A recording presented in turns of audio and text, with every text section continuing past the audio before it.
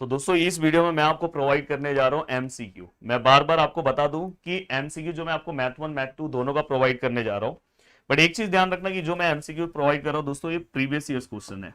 अगर आप मुझे ये बोलोगे कि सर प्रीवियस ईयर्स क्वेश्चन जो है सर वो आते नहीं है, तो मैं भी आपको ये बोल रहा हूँ कि प्रीवियस ईयर्स क्वेश्चन आ सकते हैं, नहीं भी आ सकते हैं। बट यहाँ पे मैं आपको एमसीक्यू इसलिए नहीं दे रहा हूँ कि यही क्वेश्चन सेम आएगा।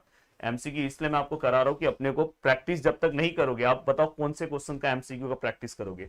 अगर आप एमसीक्यू प्रैक्टिस कर रहे हो तो आपको प्रीवियस 3 से 4 साल का एमसीक्यू प्रैक्टिस करना चाहिए, जो मैंने इस वीडियो में कवर करा है। तो मैं चाहता हूं अगर किसी का पार्ट 1 पूरा हो गया, पहले मैं पार्ट 1 करवा रहा हूं, अगर आपका हो गया तो आप डायरेक्ट पार्ट 2 तक चले जाओ, क्योंकि इसमें पार्ट 1 पार्ट 2 दोनों है। तो आप वीडियो को आगे करके डायरेक्ट पार्ट 2 देख लो। अगर आपका पार्ट 2 हो गया तो आप पार्ट 1 स्टार्टिंग में देख लो। बट एक चीज ध्यान रखना कि ये सेम टू सेम क्वेश्चन नहीं आएगा, ये चीज ध्यान रखना। नहीं तो मैं आपको बोलने के लिए बोल दूंगा कि ये सेम आएगा, पर ऐसा नहीं है। पर आप जब पेपर में जाओगे तो अगर आप ये वीडियो से चीजें कवर किए रहोगे तो जरूर आपको एमसीक्यू सॉल्व करने बहुत अच्छे से आएगा, क्योंकि यहाँ पे मैंने प्रीवियस 3 साल के जितने भी पेपर्स के एमसीक्यूज है सब मैंने ले लिया है। तो और जरूर अगर आपको सेशन मेरा अच्छा लग रहा होगा तो प्लीज वीडियो को लाइक कर देना। पूरा सेशन देखने के बाद वीडियो के नीचे एक कमेंट करके जाना। और बाकी थियरम्स ये सब वीडियोस तो आपको मिल गए होंगे, नहीं मिला होगा तो आज मैं अपलोड कर दूंगा। और बाकी लाइव सेशन तो आपका चल ही रहा है। चलते हैं वन बाय वन चीजों को स्टार्ट करते हैं। मार्च 2023 का पहले पूरे का पूरा एमसीक्यू कवर कर रहा हूँ, 24 का भी लाया हूँ, टेंशन मत लेना।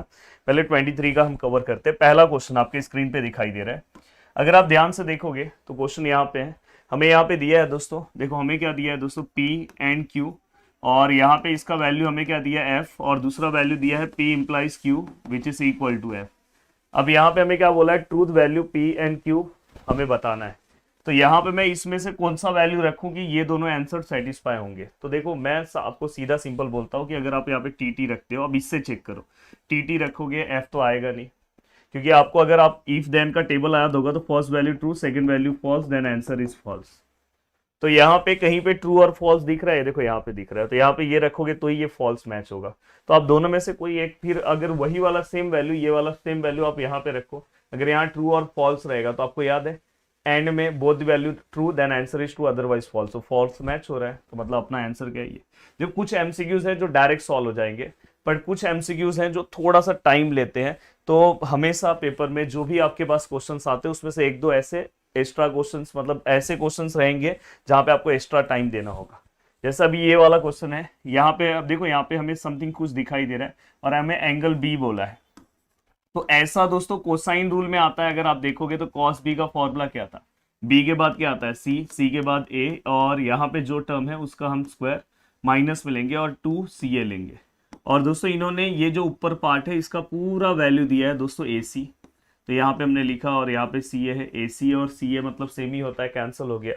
और यहाँ पे क्या आएगा दोस्तों 1/2, और यहाँ पे cos b। यहाँ पे जैसे ही ये पार्ट आपको मिला आप डायरेक्ट लिख सकते हो, बट कुछ ऐसे स्टूडेंट है जिसको नहीं समझता। देखो cos के टेबल में 1/2 किसका वैल्यू है दोस्तों, तो देखो जो sin 30 होता है वो cos 60 है, sin 30 का वैल्यू 1/t है, वही 1/2 है, वही cos 60 हो जाएगा, cos 60 मतलब π/3। तो देखो ये आपको सिस्टमेटिक तो सॉल्व करना नहीं है, डायरेक्ट आप b = π/3 लिखो। 2 बार ये क्वेश्चन पूछा जा चुका है दोस्तों। अगर आप ये सब क्वेश्चन सॉल्व करते हो रिसेंट पेपर के, तो आप आराम से अपने पेपर में कोई भी कितना भी घुमा के क्वेश्चन आए आप सॉल्व कर लोगे। अब देखो दोस्तों यहाँ पे अगर आप फिजिक्स और केमिस्ट्री में भी ऐसे एमसीक्यू सेशन चाहते हो तो प्लीज बता देना। द एरिया ऑफ ट्राइंगल, हाँ देखो इसमें थोड़ा सा टाइम लगेगा।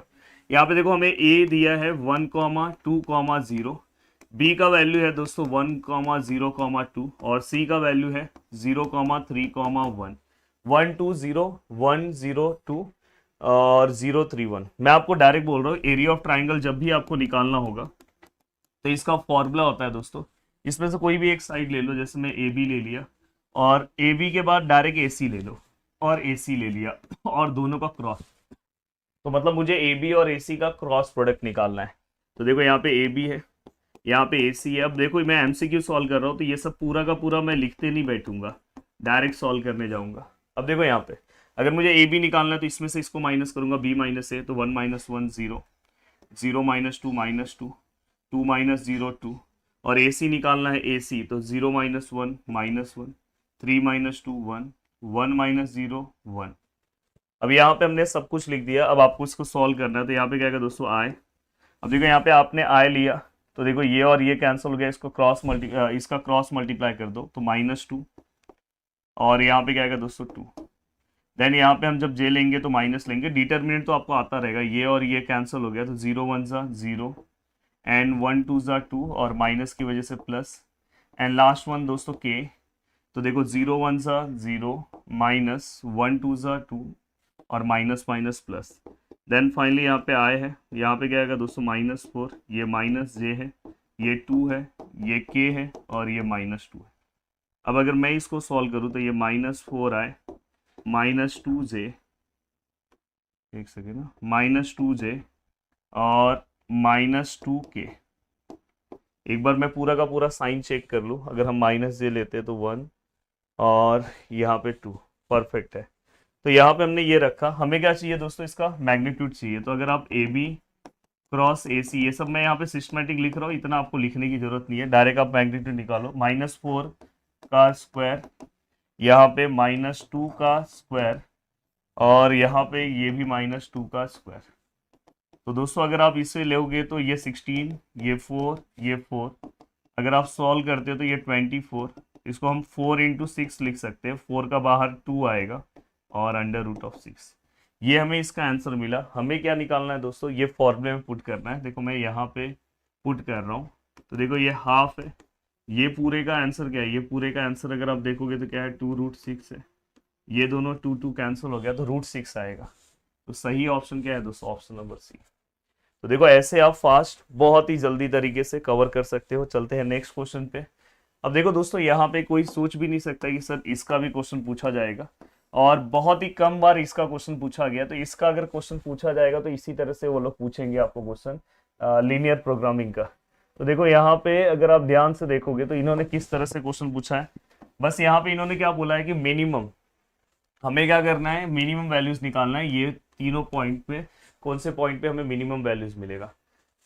आपके पास ऑब्जेक्टिव फंक्शन है z equal to 3x plus 2y, यहाँ पे z which is equal to. आज का बहुत ही इंपॉर्टेंट सेशन होगा, कल थोड़ा सा मेरा शेड्यूल बिजी था, इसकी वजह से मैंने सेशन नहीं लिया।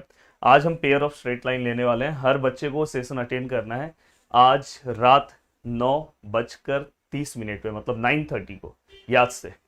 अब देखो दोस्तों यहाँ पे 3 है, अगर मैं x के वैल्यू की बात करें, पहला पॉइंट मैं पुट कर रहा हूँ, देखो 0 और 10, तो यहाँ पे 0 आएगा और यहाँ पे क्या आएगा दोस्तों 10, तो फाइनली आंसर कितना आ जाएगा 20। अगर मैं दूसरा पॉइंट पुट करूँ तो ये देखो यहाँ पे ये 2 है और यहाँ पे भी 2, तो देखो 3 2 जा 6, 2 2 जा 4, तो यहाँ पे 10। अगर मैं तीसरा पॉइंट पुट करूँ तो देखो यहाँ पे 3 है और यहाँ पे क्या है दोस्तों 4 है और यहाँ पे क्या है दोस्तों 0 है, तो 3 2 जा 4 3 जा 12, स्ट्रेट फॉरवर्ड यहाँ पे आंसर हमारा कितना है 12। Which one is minimum value, yes 10 minimum है। पॉइंट्स क्या है दोस्तों, पॉइंट्स है x coordinates 2 and 2, y coordinate 2। Then the सही ऑप्शन जो है दोस्तों ऑप्शन नंबर ए। तो देखो इस तरह से आपको अपनी चीज़ों को कवर करना है। अब दोस्तों ये पूरा का पूरा पार्ट होने के बाद अब चलते हैं दोस्तों हम नेक्स्ट पेपर की ओर और नेक्स्ट क्वेश्चन सॉल्व करने की कोशिश करते हैं। पहला क्वेश्चन आपके स्क्रीन पे दिखाई दे रहा है दोस्तों, ये जो पेपर है ये मैं कौन सा ले रहा हूँ, जुलाई 22 में। अब हमेशा याद रखना एक चीज आपको और सीखने के लिए मिलेगा दोस्तों यहाँ पे, वो क्या सीखने के लिए मिलेगा, एक सेकंड किसी का फोन आया, वो आपको क्या सीखने के लिए मिलेगा दोस्तों कि पार्ट 1 के कितने एमसीक्यूज पूछे जा रहे हैं। तो पार्ट 1 के अगर आप लगभग देखोगे तो 4 एमसीक्यूज आ रहे हैं पार्ट 1 के। तो यहाँ पे अगर आप ध्यान से देखोगे तो देखो यहाँ पे ये P है, ये ऐसा कुछ है और यहाँ पे R है, हमें निगेशन निकालना है। तो निगेशन निकालने के लिए अपन पहले निगेशन का सिंबल लेंगे। अब एक हो यहाँ पे, कभी कभी निगेशन आप निकालोगे ना, देखो अब निगेशन में ये चेंज हो जाएगा और यहाँ पे निगेशन, एक बार निगेशन इस पूरे को, एक बार निगेशन इसको, और ये सिंबल चेंज हो गया। अब यहाँ तक का पार्ट आने के बाद एक बार चेक कर लो क्या आपके ऑप्शन में ये है, अगर नहीं है तो आपको आगे सॉल्व करना। तो ऐसा तो कुछ है नहीं, ये निगेशन अंदर सब में मल्टीप्लाई है, तो अब इसको स्पेशली इस वाले में मल्टीप्लाई करोगे तो निगेशन P, ये और का एंड, और निगेशन निगेशन कैंसिल हो गया, ये Q और ये निगेशन R। अब चेक करो तो अगर आप ध्यान से देखोगे तो निगेशन P एंड Q और negation R, option number B। तो यहाँ पे हमें ये सही ऑप्शन मिल गया दोस्तों, ऑप्शन नंबर B। अब मैं चलता हूँ दोस्तों आगे की ओर और आगे का पार्ट सॉल्व करने की कोशिश करता हूँ। बोर्ड में बहुत ही शानदार क्वेश्चन, आई थिंक ये क्वेश्चन थोड़ा सा प्रॉपरली आपको दिख नहीं रहा होगा, बट यहाँ पे आई थिंक 3 है, ये 1 है और ये 2 है। अगर आपने मेरे पंच का बादशाह देखा होगा ट्रिग्नोमेट्रिक फंक्शन का, तो मैंने इस तरह के क्वेश्चंस कराए हैं।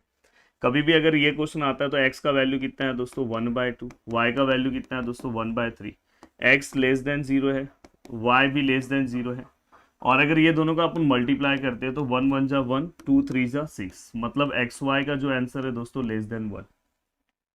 अब यहाँ पे अगर ऐसा है तो अपन ये फॉर्मूला यूज करते हैं, tan inverse x plus tan inverse y which is equal to tan inverse x plus y 1 minus x y. देखो जस्ट मैं आपको समझने के लिए ये लिख रहा हूँ, ये सब लिखने की जरूरत नहीं है एमसीक्यू में, आप straight forward direct question solve कर सकते हो, बट आपको समझ में आए इसलिए मैं ऐसा लिख रहा हूँ। तो यहाँ पे देखो, आप तो डायरेक्ट देखो, आप डायरेक्ट ऐसे सॉल्व करो, tan इनवर्स x का वैल्यू कितना है 1/2, y का वैल्यू क्या है 1/3, 1 माइनस 1/2 इंटू 1/3।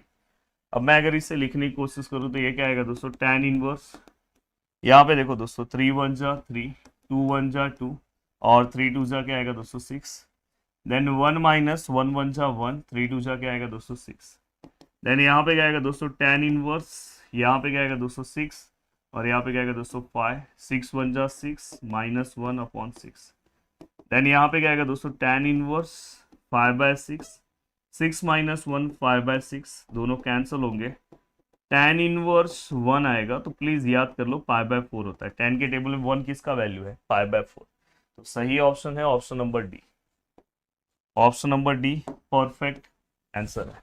तो ये भी हमने आपको बता दिया। अब चलते हैं दोस्तों नेक्स्ट क्वेश्चन की ओर। यस, ये क्वेश्चन ना 2 से 3 बार सेम क्वेश्चन रिपीट हुआ है, तो इसलिए इस क्वेश्चन को थोड़ा अच्छे से देख लो। देखो दोस्तों यहाँ पे क्या बोला है कि ये देखो कुछ दिया है हमें a bar plus lambda b बार, और ये बोला है कि परपेंडिकुलर है दूसरे a bar minus lambda b बार को। तो कभी भी अगर कोई भी परपेंडिकुलर होता है तो उसका डॉट प्रोडक्ट क्या आता है, दो वेक्टर्स एक दूसरे को परपेंडिकुलर है, डॉट प्रोडक्ट क्या आएगा 0। अब वही अगर समझो दोस्तों कोलिनियर है तो क्या आएगा क्रॉस प्रोडक्ट 0। अब यहाँ पे हम क्या करते हैं, डायरेक्ट आप फॉर्मूला अप्लाई कर सकते हो, पहले वाले का हम स्क्वायर लेंगे और दूसरे यहाँ पे माइनस दूसरे वाले का, या तो आप डायरेक्ट भी कर सकते हो। देखो ये दोनों का लिया, फिर ये दोनों का, देखो बी बी, पहले lambda into lambda, lambda square और वेक्टर बी का square which is equal to 0। Just value put up करो, ए का कितना है दोस्तों 3, देन लैम्बडा स्क्वायर ऐसे ही आएगा, बी का कितना है दोस्तों 4 का square equal to 0, 9 lambda square 16 which is equal to 0, 9 equal to 16 lambda square, 9 which is equal to 16 lambda square. अब अगर मैं इसके आंसर की बात करूं तो स्क्वायर यहाँ पे आएगा तो स्क्वायर रूट होगा, स्क्वायर रूट होगा तो ये 9/16 and lambda, then lambda which is equal to plus minus 9 का 3 16 का 4, तो यहाँ पे 3/4 आंसर में है, यस है। तो ये आपका यहाँ पे भी आंसर आ चुका है। अब चलते हैं दोस्तों नेक्स्ट क्वेश्चन की ओर। Yes, the equation of plane passing through the point, कभी भी अगर equation of plane passing through the point and making an equal intercept आया तो इसका मतलब ये आता है with coordinate axis x upon, जो हम इंटरसेप्ट का फॉर्मूला लिखते थे a, y upon b and z upon c which is equal to 1। But दोस्तों मेकिंग अ इक्वल इंटरसेप्ट है तो सभी की जगह पे मैं ए लिख रहा हूँ, या तो आप बी लिखो या तो सी लिखो, सभी की जगह पे। क्यों? क्योंकि लिखा है देखो making a equal intercept on coordinate axis, सभी से सेम बना रहा है इंटरसेप्ट, इसलिए ए आया। फाइनली अगर मैं इसको लिखूँ तो x plus y plus z, और नीचे हम अगर डिनोमिनेटर सेम होता है तो 1 टाइम लिखते हैं which is equal to 1, then x plus y plus z which is equal to a 1 चा a। क्लियर? अब यहाँ तक की चीजें अगर आपने कवर कर दी तो यहाँ तक की चीजें कवर करने के बाद बस आपको क्या करना है, जस्ट वैल्यू पुटअप करो। x का वैल्यू क्या है दोस्तों 2 है, देन y का वैल्यू क्या है दोस्तों -1 है, एंड z का वैल्यू क्या है 3 है which is equal to a, then 2 + 3 5, 5 - 1 4, a का वैल्यू 4 आया। तो देखो ये वाले इक्वेशन में एक ही जगह पे 4 रख दो, ऐसा इक्वेशन कौन सा है दोस्तों, यस ऑप्शन नंबर डी। तो आपको डायरेक्ट यहाँ पे मिल गया कि ये ऑप्शन आपका ऑप्शन नंबर डी है। तो ये वाला पार्ट भी आपने सॉल्व कर दिया दोस्तों। अब चलते हैं दोस्तों नेक्स्ट क्वेश्चन की ओर। मार्च 2022 के क्वेश्चन हम सॉल्व करते हैं। पहला क्वेश्चन अगर आप स्क्रीन के ऊपर देखोगे तो आपको दिखाई दे रहा है, देखो यहाँ पे P है, यहाँ पे एंड है, यहाँ पे Q इम्प्लाइज R है, और अगर मैं ध्यान से देखूँ तो देखो दोस्तों यहाँ पे मुझे इसका निगेशन निकालना है। तो निगेशन का पहला रूल तो आपको पता है, यहाँ पे और आएगा निगेशन क्यू एंड आर। अब देखो ये निगेशन पी हो गया, ये वाला पूरा आपको पता है, इसका फॉर्मूला क्या है मैं यहाँ पे लिख दे रहा हूँ। इसका फॉर्मूला अगर कभी भी negation of P implies Q होता है तो हम पी एंड निगेशन क्यू लिखते हैं, ये आपको पता है। तो यहाँ पे हम क्या लिखेंगे दोस्तों, पी की जगह पे क्यू है तो क्यू एंड निगेशन आर लिखेंगे। अब ये पूरा का पूरा पार्ट होने के बाद अब हमें चेक करना है कि हमारा आंसर मैच हो रहा है। दोस्तों जहाँ पे हमारा निगेशन पी आ रहा है वहाँ पे इस तरह से मैच नहीं हो रहा है, और हमें अगर समझो ऐसा वाला डिपार्टमेंट यहाँ पे दिख रहा है पर हमें यहाँ पे क्या है इम्प्लीफिकेशन का सिंबल चाहिए, तो आपको ये वाला बेसिक फॉर्मूला पता होना चाहिए जब बिना निगेशन का। ये निगेशन के साथ है, अगर बिना निगेशन का होगा तो अपन इसको ऐसे लिखते हैं। तो देखो यहाँ पे पी है, निगेशन है, दिखाई दे रहा है कि नहीं दिखाई दे रहा है, तो उसके बदले हम यहाँ पे क्या लिख रहे हैं, पी लिख रहे हैं। तो यहाँ पे देखो पी है, निगेशन है, तो इसके बदले मैं यहाँ पे क्या लिखूंगा, पी। एंड दोस्तों बीच में यहाँ पे इसके बदले मैंने ये सिंबल ले लिया, ठीक है। और Q के बदले देखो, Q के बदले हमने Q, मतलब यहाँ पे जो वैल्यूज है यहाँ पे लिखना है, तो यहाँ पे जो वैल्यूज है यहाँ पे हम सेम टू सेम लिखेंगे। अब देखो कोई ऑप्शन आपका मैच हो रहा है, yes option number D match हो रहा है, चेक कर लो। तो इसलिए आपका सही ऑप्शन है ऑप्शन नंबर डी। इस तरह के भी एमसीक्यूज आते हैं, मैंने बोला कुछ एमसीक्यूज ऐसे पूछे जाएंगे जिसमें आपको दिमाग लगाना है। ऐसा एमसीक्यूज पीछे ही हमने सॉल्व किया है, प्लीज आप कमेंट करके बताओ इसका आंसर क्या है। सेम एमसीक्यूज इसके पहले मैंने सॉल्व करके आपको बताया, मैंने बोला कुछ एमसीक्यूज आपके रिपीटेड होंगे, रिपीट होंगे।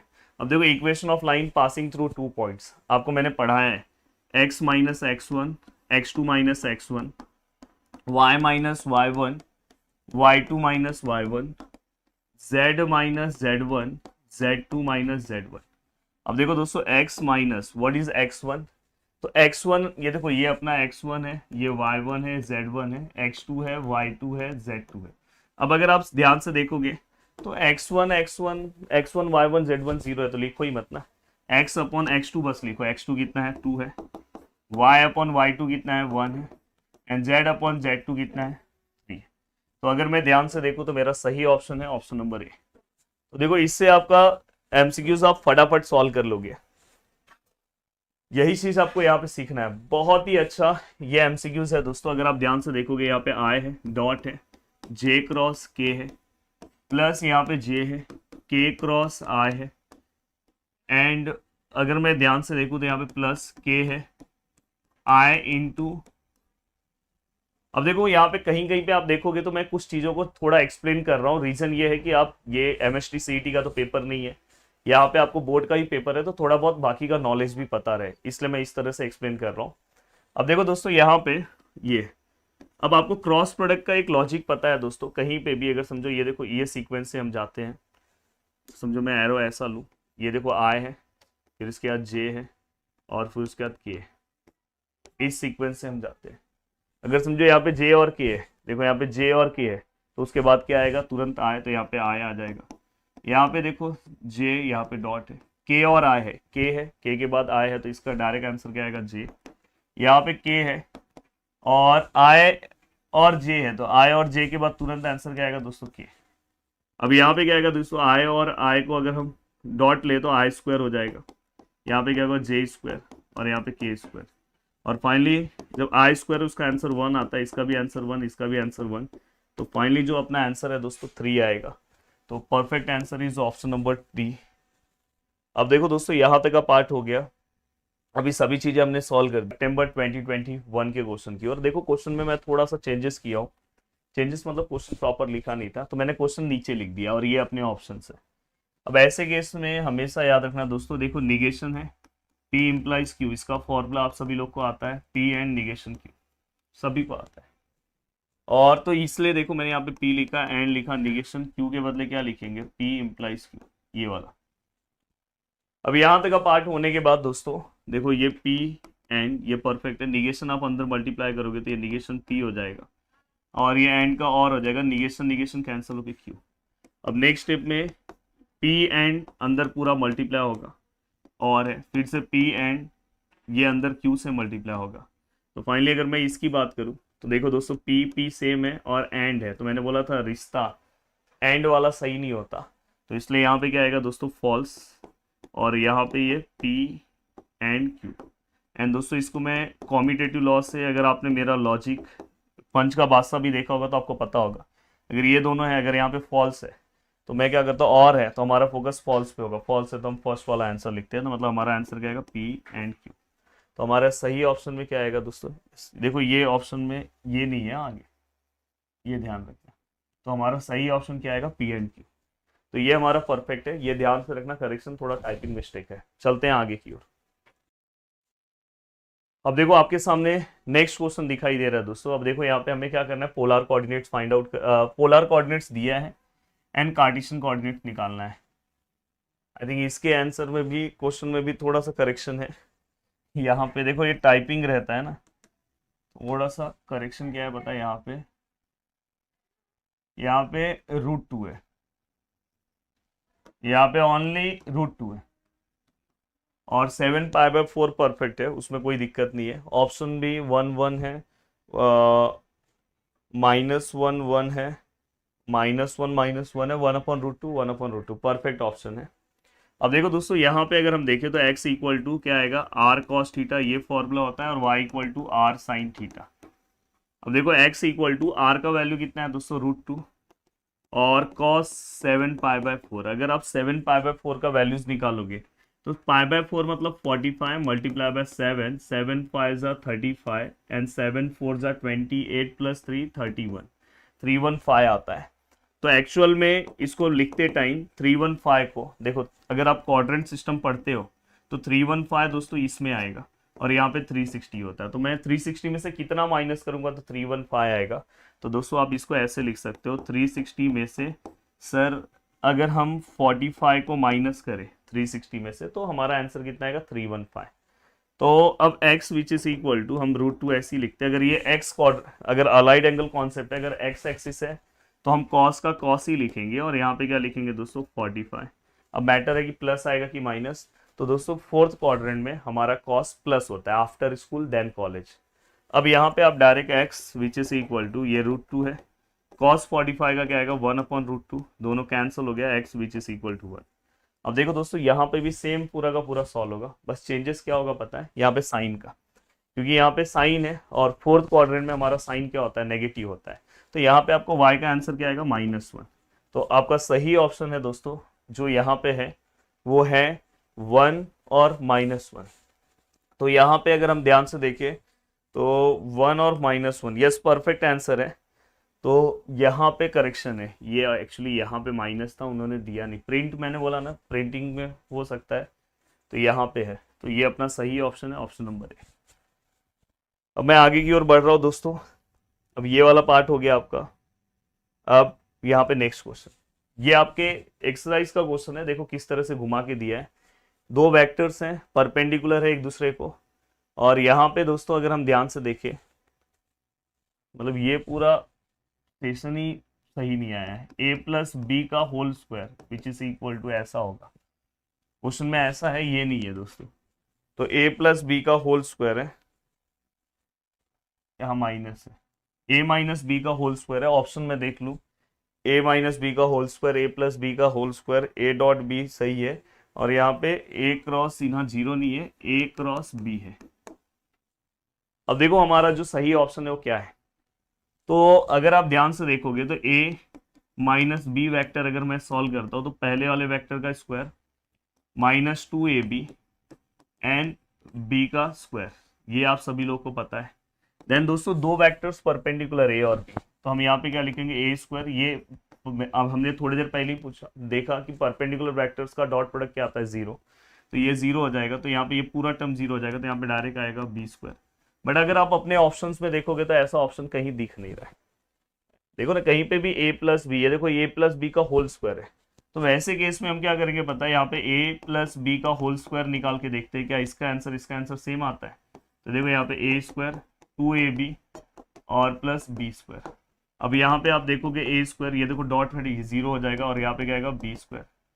तो अगर आप ध्यान से देखोगे, देखो इसका आंसर भी ये है, इसका भी आंसर, इसका मतलब ये दोनों सेम है, इसलिए इसका जो करेक्ट आंसर है दोस्तों ऑप्शन नंबर बी। तो ये एक्चुअल हमारा सम का क्वेश्चन है, अगर आप जाके देखोगे तो सम्स में ये क्वेश्चन पूछा गया है। अब देखो दोस्तों यहाँ पे अगर मैं ध्यान से देखूं तो यहाँ पे देखो हमें क्या दिया है, the direction ratio of the line perpendicular to the line हमें बस उसका डायरेक्शन रेशियो पता करना है जो इस लाइन को परपेंडिकुलर। कभी भी अगर परपेंडिकुलर वर्ड आया तो समझ जाना हमें क्रॉस प्रोडक्ट करना है। यहाँ पे देखो मैं आई लिख रहा हूँ, जे लिख रहा हूँ और के लिख रहा हूँ लाइन वाले केस में। हाँ, लाइन वाले केस में तो इसका जो DRS है दोस्तों, ये देखो ये नीचे वाले वैल्यूज है, तो यहाँ पे क्या आएगा 2 -3 4। इसका जो DRS है 1 -6 2। बस इस पूरे को आप सॉल्व करो और सॉल्व करके जो भी आपका आंसर आएगा आप मुझे कमेंट करके बताओ। सॉल्व कैसे करते मैंने आपको बताया, मैं एक बार बस क्वेश्चन चेक कर लूँ। 2 -3 4, 2 -3 4 एंड 1 2 -2, 4 5 7, 4 -5 7, 4 -5 -7 -4 और यस 4 5 7। देखो इसमें भी करेक्शन है तो मैं आपको करेक्शन दे रहा हूं।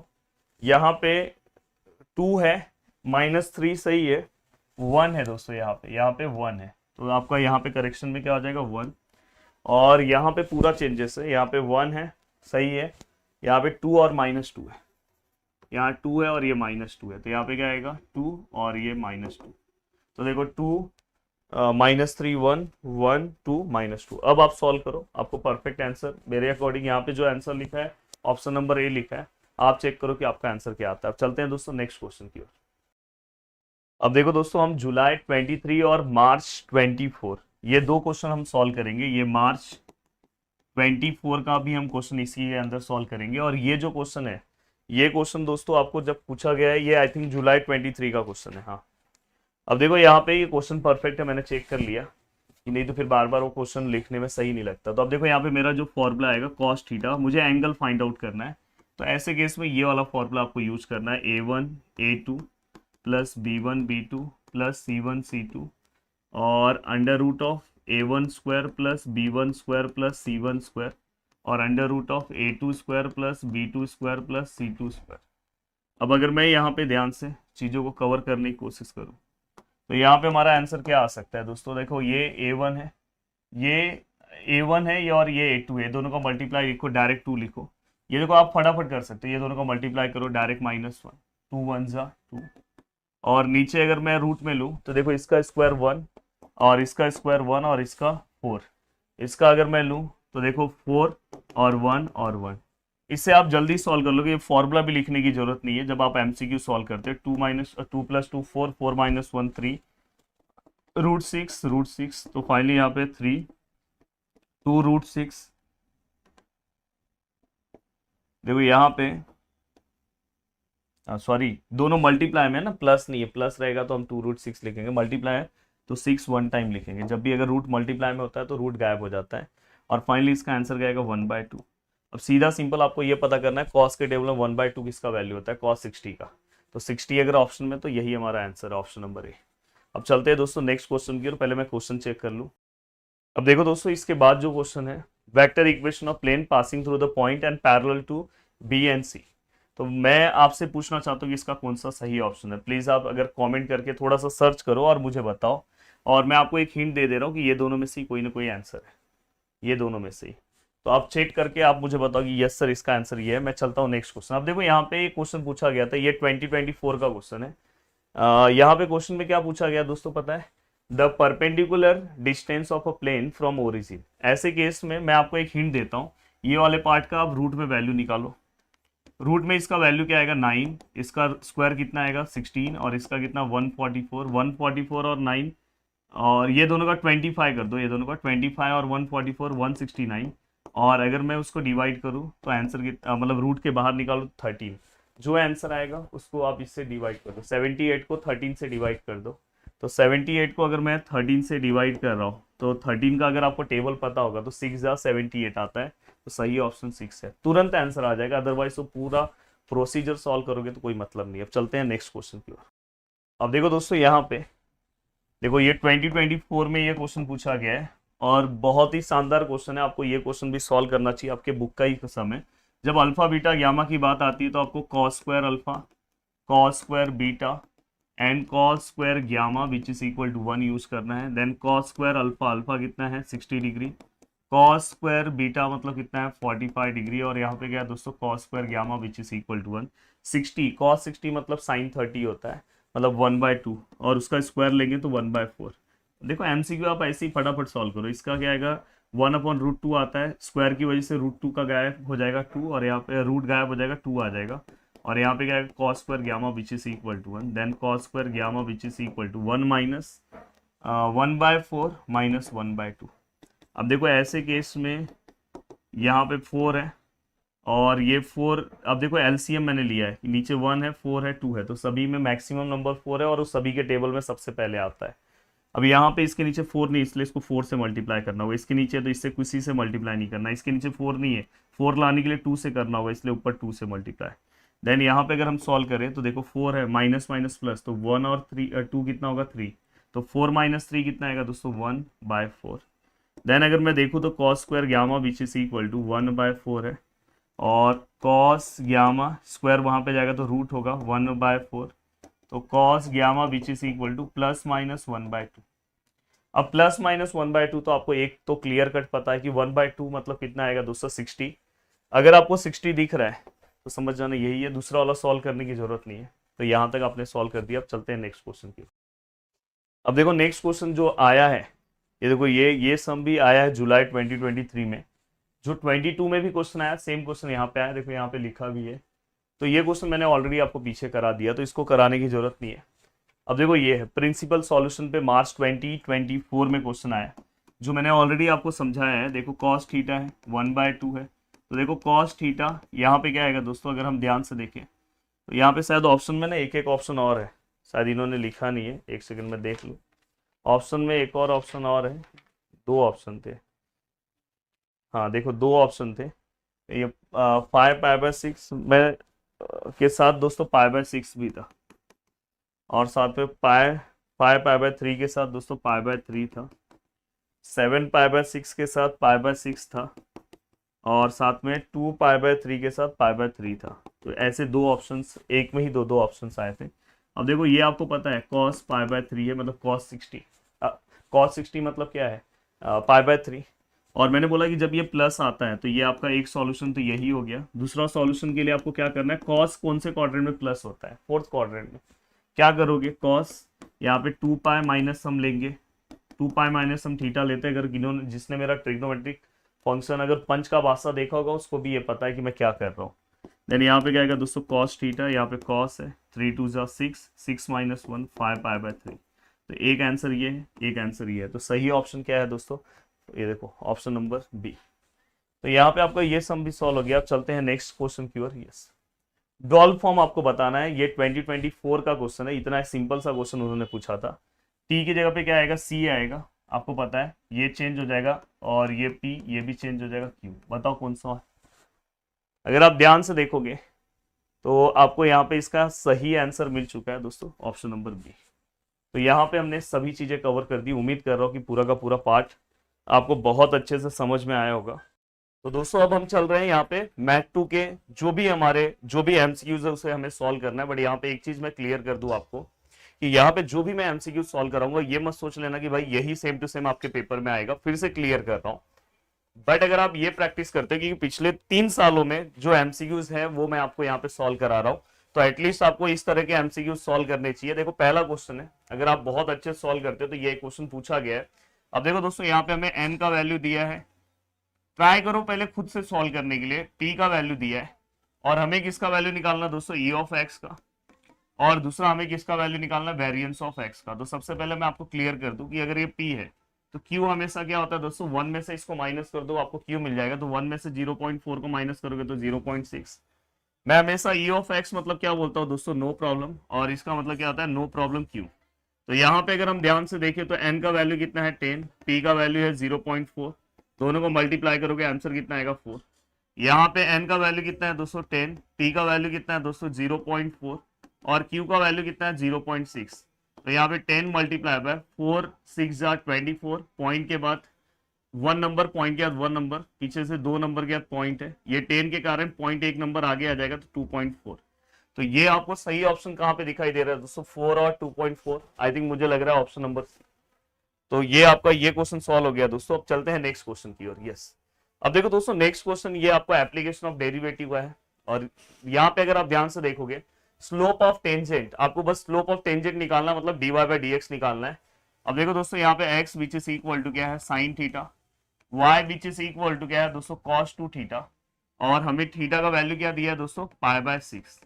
जब भी अगर इस तरह का क्वेश्चन आएगा तो आपको पहले इसको dx बाय, याद है parametric derivative, dx by d theta solve करना है। तो ये क्या आएगा दोस्तों साइन का derivative cos theta, dy by d theta solve करना है तो कॉस का डेरिवेटिव क्या आता है दोस्तों sine of two theta minus, क्योंकि कॉस का डेरिवेटिव माइनस में आता है, और यहाँ पे दोस्तों टू थीटा है, एक्चुअली यहाँ थीटा आना चाहिए था, फिर से ये बैड फंक्शन, फिर से इसका हम अगर डेरिवेटिव निकालेंगे तो दोस्तों कितना आएगा 2 आएगा।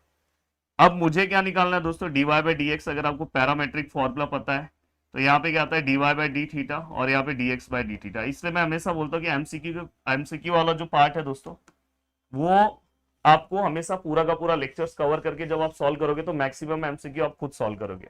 अब देखो दोस्तों ये 2 है, यहाँ पे क्या है साइन ऑफ 2 थीटा है, यहाँ पे क्या है दोस्तों कॉस ऑफ थीटा है।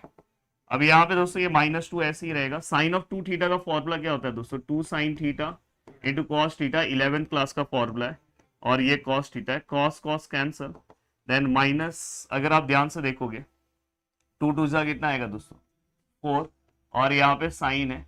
बट हमें हमेशा क्या करना होता है जब आप स्लोप निकालते हो तो ये वैल्यू पुट करना होता है, तो यहाँ पे मैं पाई बाय 6 पुट कर रहा हूँ। पाई मतलब 180 को अगर आप 6 से डिवाइड करते हो 30 आता है। तो यहाँ पे अगर हम ध्यान से देखें तो -4 ऐसे ही है। साइन 30 कितना होगा दोस्तों 1/2, इसको अगर मैं डिवाइड करूंगा तो आंसर कितना आएगा -2। यस, ऑप्शन नंबर सी भी, इसका भी आंसर ऑप्शन नंबर सी।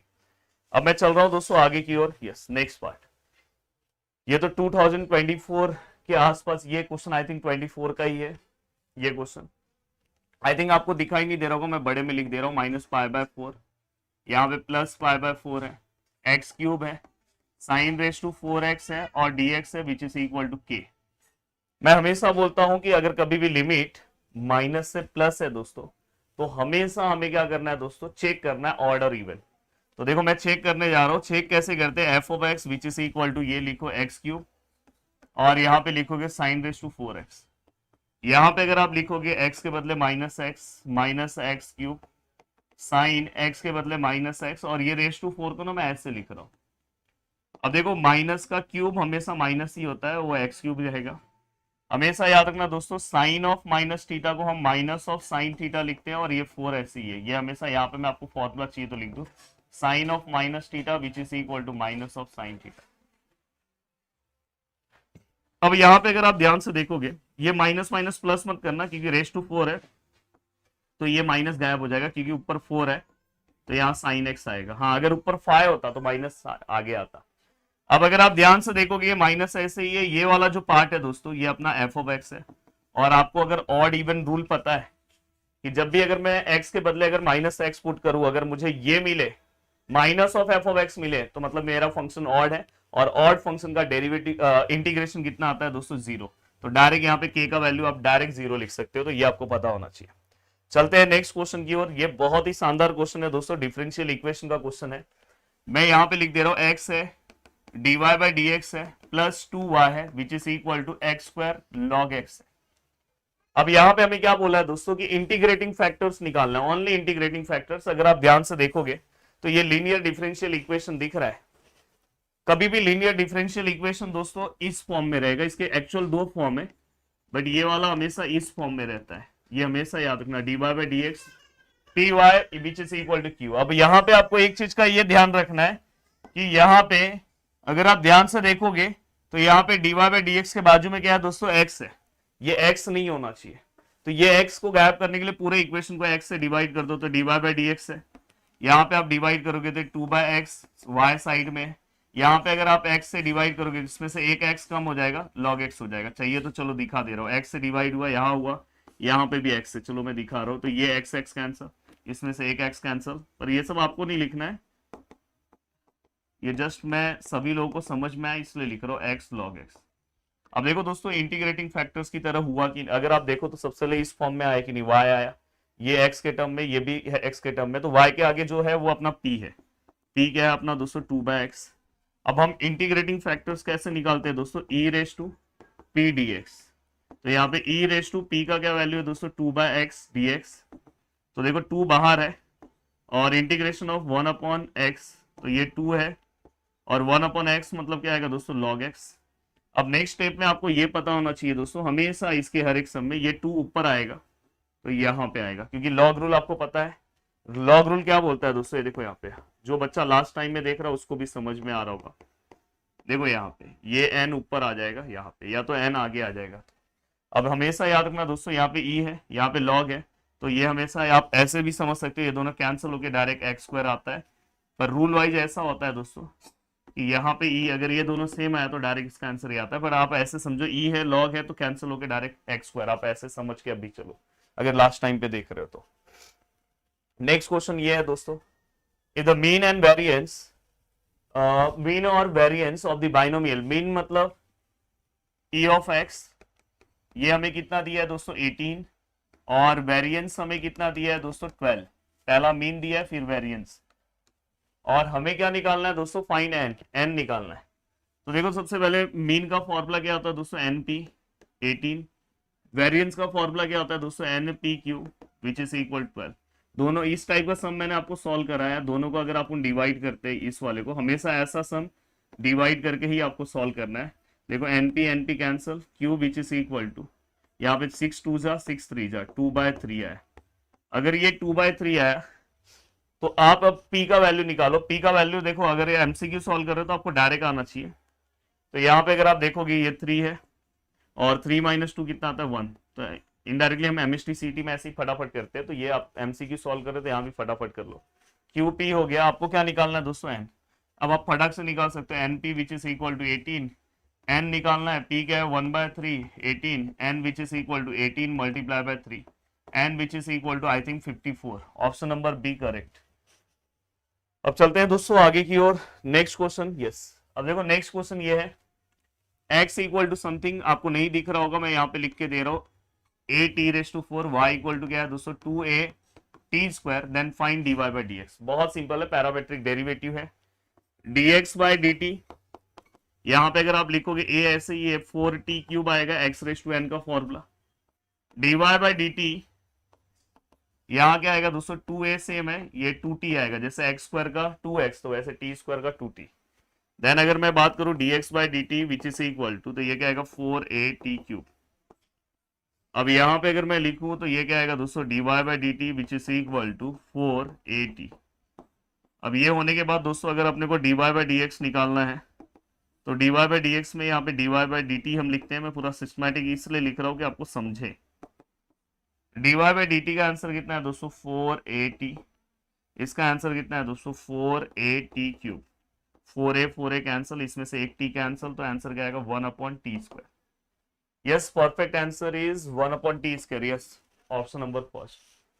अब मैं अगर आगे की ओर बढ़ूं, यस, बहुत ही मतलब पूरे जितने भी मैंने क्वेश्चंस यहाँ पे देखे हैं सबसे अच्छा मुझे ये क्वेश्चन लगा है, the area bounded by the curve. अब देखो जिनके कॉन्सेप्ट थोड़े बहुत क्लियर हैं, नहीं भी हैं तो अभी क्लियर मैं कर दे रहा हूँ, टेंशन मतलब। कभी भी अगर समझो दोस्तों y इक्वल टू 2x वाली लाइन है, ये तो आपको दिख रहा है y इक्वल टू 2x, तो ये लाइन हमेशा ओरिजिन से पास होगी, प्लस में है इसलिए इस साइड है, तो ये लाइन आपकी हो गई y इक्वल टू 2x। अब यहाँ पे आपको क्या बोला है दोस्तों, an y axis x axis है, हमें क्या करना है दोस्तों y एक्सिस को भी कंसिडर करना है, मतलब ये y एक्सिस। दूसरा हमारा जो लाइन है, देखो आप लाइन अपनी अपनी लाइनें देखो, ये एक लाइन है, फिर हमारा एक x एक्सिस का भी लाइन उन्होंने बोला है। अब यहाँ पे इसके बाद इन्होंने x इक्वल टू 3 की लाइन बोली है, जो अपनी लाइन यहाँ पे आएगी। अब इसके बीच में हमें क्या करना है दोस्तों, एरिया फाइंड आउट करना है। तो मैं हमेशा बोलता हूँ इतनी सारी लाइनें आ गई तो आपके लिए अब कंफ्यूजन हो जाता है कि रीजन कौन सा ले, जो सबसे क्लोज है दोस्तों ये आपका रीजन है। अब आपको पता है दोस्तों ये 3 है, तो ये क्या आएगा 3,0, ये क्या है दोस्तों 0,0।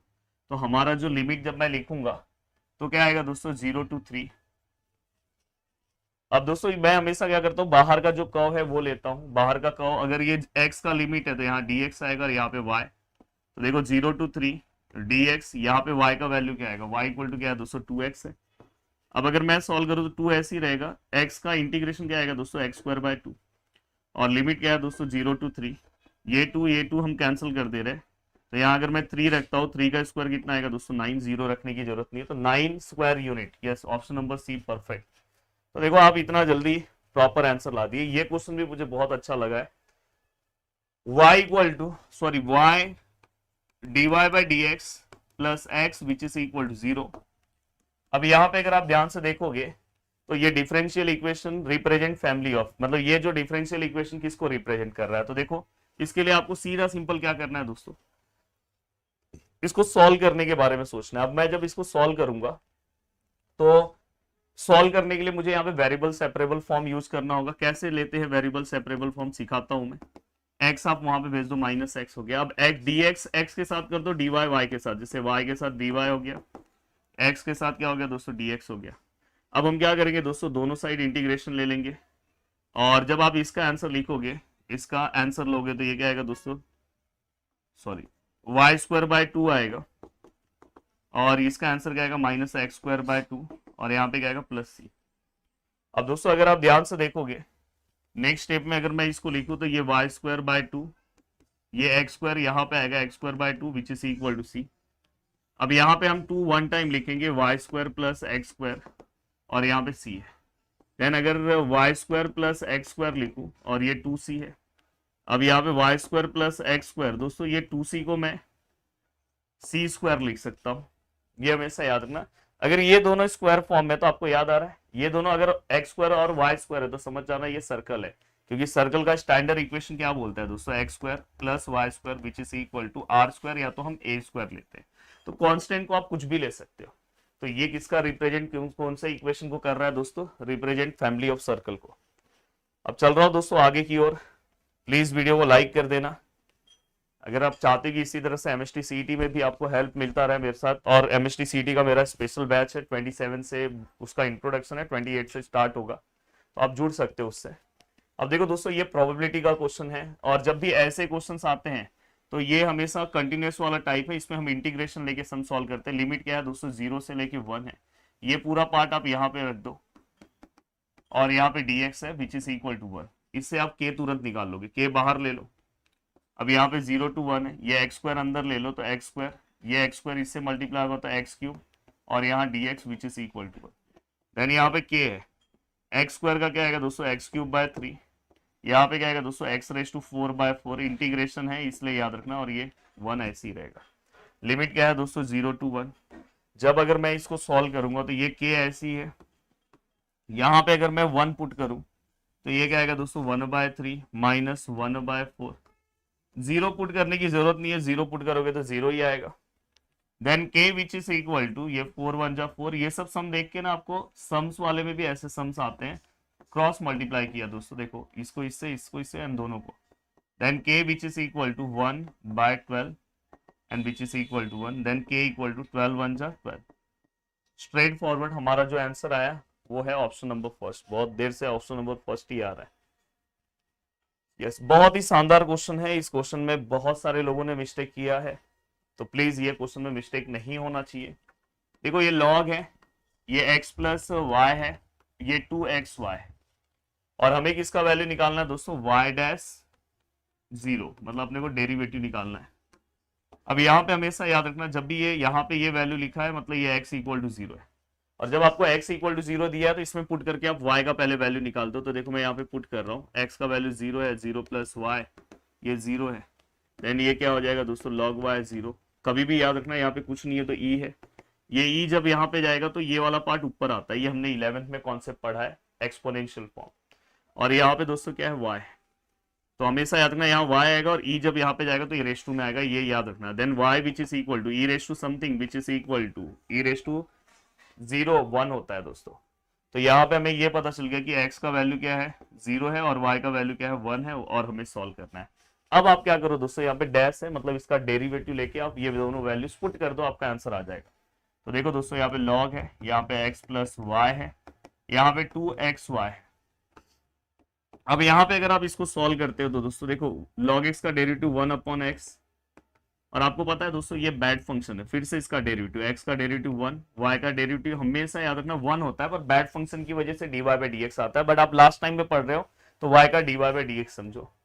एंड दोस्तों यहाँ पे ये 2 ऐसे ही रखो, यहाँ पे u into v rule, u then derivative of v plus v and derivative of u, मतलब x का डेरिवेटिव कितना आएगा 1, डायरेक्ट लिखो ना, अब यहां पे अब आप ये दोनों वैल्यूज पुट करो। यहां पे अगर मैं 0 पुट कर रहा हूं 1 तो ये 1/1, ये 2, ये देखो x हमारा कितना है दोस्तों 0 है। अब x अगर अपना वैल्यू 0 है, अगर ये वैल्यू 0 है, अगर आप ध्यान से देखोगे तो ये अगर अपना 0 है x का वैल्यू, तो ये वाला पार्ट पूरा क्या हो जाएगा 0 हो जाएगा। देन y का वैल्यू कितना है दोस्तों 1, तो देखो 1 1 जा 1, ये 1 तो मतलब ये 1 plus d y by d x हो जाएगा, ये 2 हो जाएगा। और फाइनली अगर मैं d y by d x लिखूँ तो क्या आएगा 2, 1 वहां पे जाएगा minus which is equal to 1। Straight forward option number D.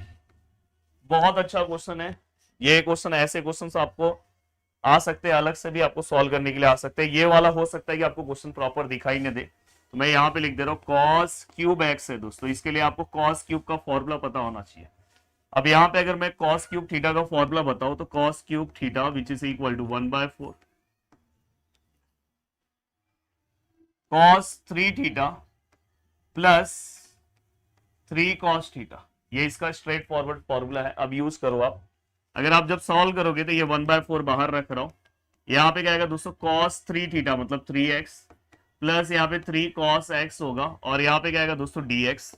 Then ये 1/4 कॉस 3x का अगर मैं वैल्यू निकालने की कोशिश करूं इंटीग्रेशन, तो क्या आएगा दोस्तों साइन 3x। याद रखना कॉस का इंटीग्रेशन प्लस होता है, x के आगे 3 है, ये 3 है। कॉस का क्या आएगा दोस्तों साइन x। देखो जो x के आगे वैल्यू डिवाइड होता है हमेशा इंटीग्रेशन में, तो फाइनली ये क्या होगा दोस्तों साइन 3x डिवाइड बाय 4 3 जा 12 and 3 sine x divide by 4। तो अगर मैं ध्यान से देखूं एन प्लस सी ले लो तो सही ऑप्शन है दोस्तों ऑप्शन नंबर ए। तो हमारा सही ऑप्शन है दोस्तों ऑप्शन नंबर ए, ये वाला। अब अगर मैं आगे की ओर बढ़ूं नेक्स्ट क्वेश्चन सॉल्व करने, यस ये भी बहुत शानदार क्वेश्चन है। dx by dt which is equal to x into log x upon t. Question नहीं दिख रहा होगा तो मैं लिख के दे रहा हूं अलग से। अब देखो दोस्तों यहाँ पे ये वेरिएबल सेपरेबल फॉर्म से सॉल्व होगा। ये देखो dx है, x वाला टर्म इसके साथ ले लो x log x, एंड दोस्तों यहाँ पे dt है, ये वाला टर्म यहाँ पे ले लो। अब मैं यहाँ पे एक और पार्ट बता रहा हूँ कि ये देखो ये x dx है, इसको मैं 1/x log x लिख सकता हूँ, dx साइड में ले रहा हूँ, इसको भी 1/t ऑफ dt लिख सकता हूँ, ठीक है। अब दोस्तों हमेशा याद रखना कि अगर कहीं पे ऐसा लिखा है x इंटू वाई, इसको मैं ऐसे भी लिख सकता हूँ, y ऐसे है, ये x को ऊपर 1/x भी लिख सकता हूँ, ये दोनों का मतलब सेम है। तो यहाँ पे याद रखना ये x को मैं ऐसे ऊपर लिख सकता हूँ 1/x, और ये नीचे log x है, और यहाँ पे dx है, ये 1/t है, और यहाँ पे dt है। अब मुझे क्या करना है दोस्तों, दोनों साइड इंटीग्रेशन लेना है। अगर मैं इंटीग्रेशन लूँ तो ये 1/x, और यहाँ पे क्या है दोस्तों log x है, और ये क्या है दोस्तों dx है, ये क्या है दोस्तों 1/t है, और ये क्या है दोस्तों dt है। अब यहां तक का पार्ट होने के बाद दोस्तों अगर आप कोरोलरी याद करते हो मेरा, अगर कभी भी दोस्तों यहाँ पे कोई फंक्शन है और उस फंक्शन का ऊपर डेरिवेटिव है तो इसका answer direct log of function आता है दोस्तों, ये आपको पता होना चाहिए। तो यहाँ पे अगर आप देखोगे ये log x है, उसका ऊपर डेरिवेटिव है, तो डायरेक्ट इसका आंसर हम log ऑफ log x लिख सकते हैं, ये आपको पता होना चाहिए।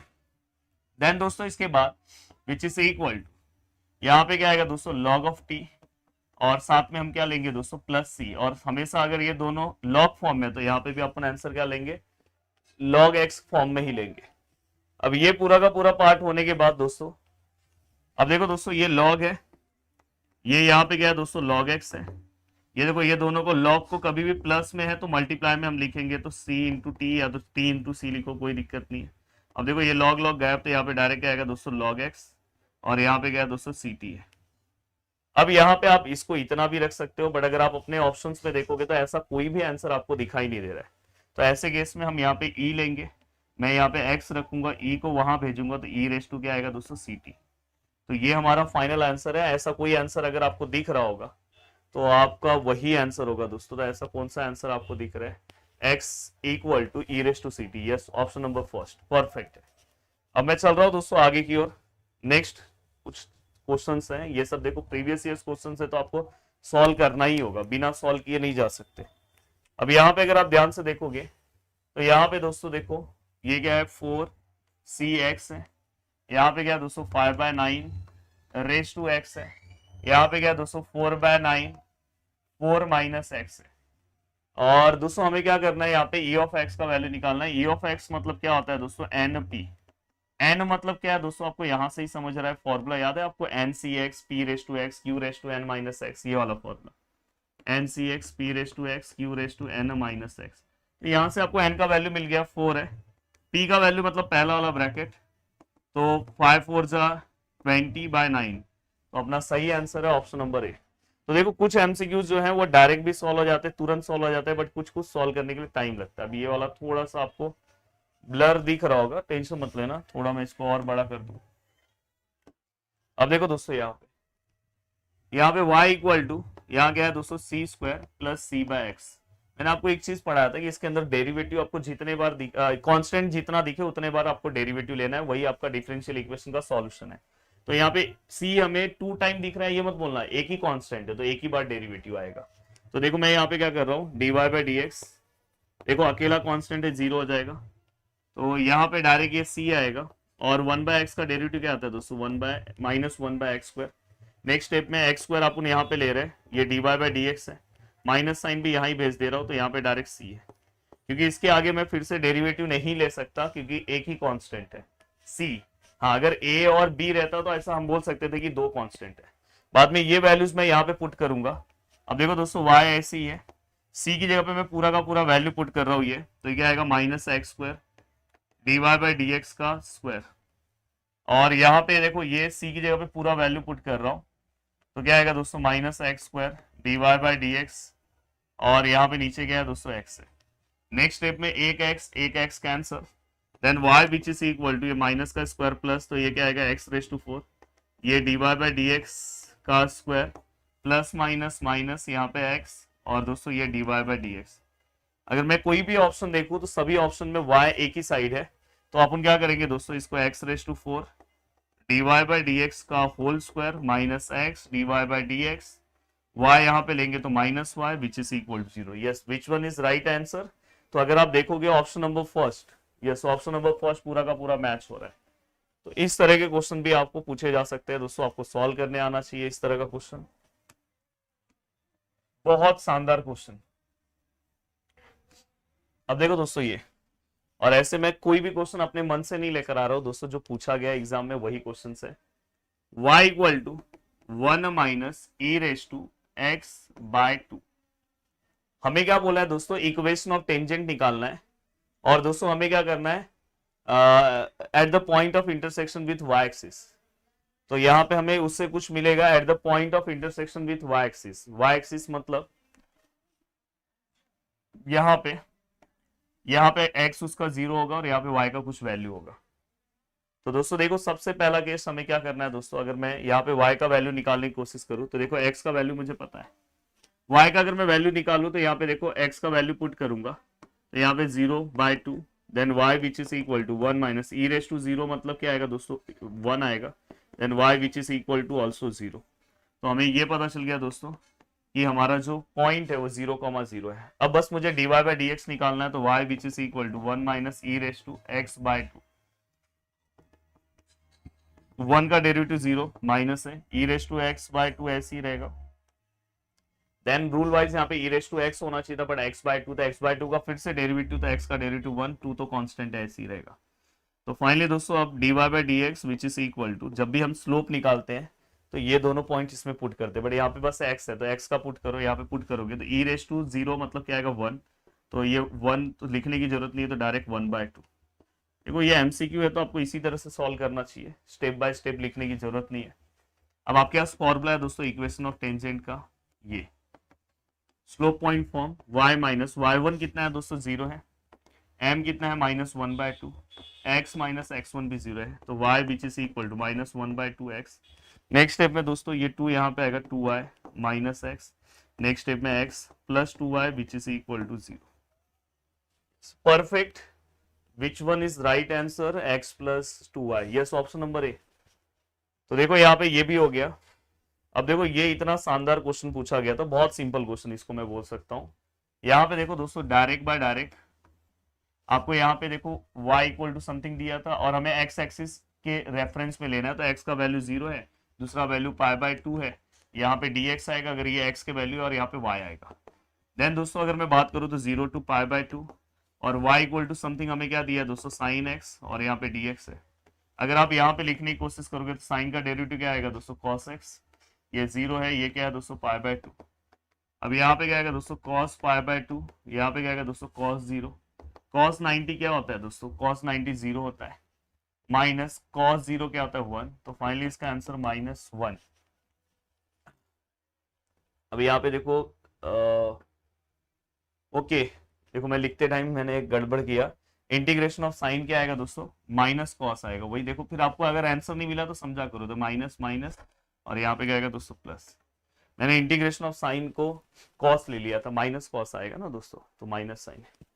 तो यहाँ पे अब चलते हैं, नेक्स्ट है ये देखो, ये वाला तो मैंने पीछे सॉल्व करके दिया आपको।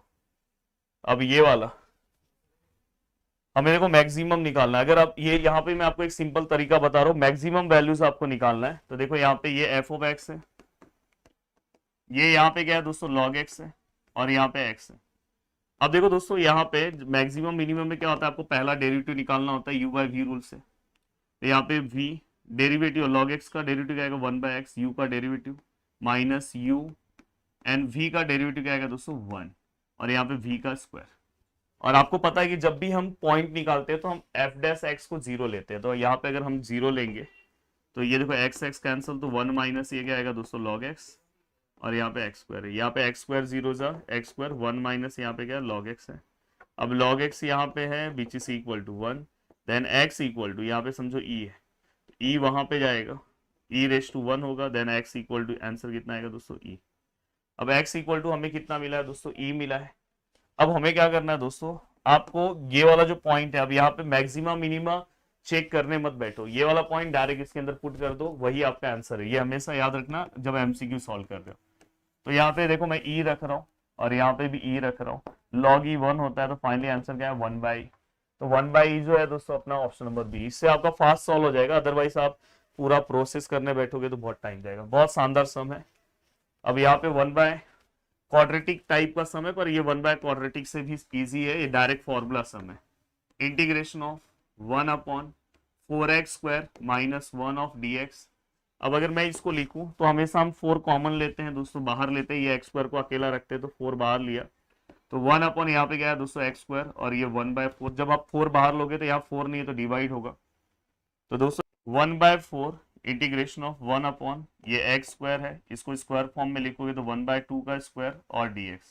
अब नेक्स्ट स्टेप में हम क्या करेंगे दोस्तों, यहाँ फॉर्मूला लिखेंगे। तो यहाँ पे आप क्या लिखोगे दोस्तों, यूजिंग फॉर्मूला क्या है दोस्तों, integration of 1/x² minus a² dx। जब भी माइनस में तो 1/2a वाला आता है, लॉग है, यहाँ पे क्या आएगा दोस्तों x माइनस a।